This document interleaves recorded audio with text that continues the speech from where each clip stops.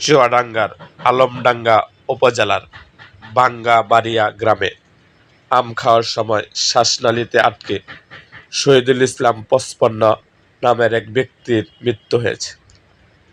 আজ শনিবার ৩০ মে সকালে আলমডাঙ্গা উপজেলার ভাঙ্গাবাড়িয়া গ্রামে পশ্চিমপাড়ায় নিজ বাড়িতে এই দুর্ঘটনা ঘটে। নিহত শহীদুল ইসলাম ওই গ্রামের মৃত বদরউদ্দিন মণ্ডলের ছেলে। তিনি এলাকার সবার অত্যন্ত পরিচিত ও প্রিয় মুখ ছিলেন। পারিবারিক ও স্থানীয় সূত্রে জানা গেছে, শনিবার সকালে নিজ বাড়িতে পাকা আম খাচ্ছিলেন শহীদুল ইসলাম। এ সময় অসাবধানতাবশত আমের অংশ শ্বাসনালীতে আটকে যায়। এতে মুহূর্তের মধ্যে তার শ্বাসকষ্ট শুরু হয় এবং ছটফট করতে করতে তিনি নিজ বাড়িতেই মারা যায়। এই খবর ছড়িয়ে পড়লে পুরো ভাঙ্গাবাড়িয়া গ্রাম জুড়ে শোকের ছায়া নেমে আসে। প্রিয় প্রতিবেশীকে এভাবে আকস্মিক ও মর্মান্তিক উপায়ে হারাতে হবে, তাও কেউ মেনে নিতে পারছেন না।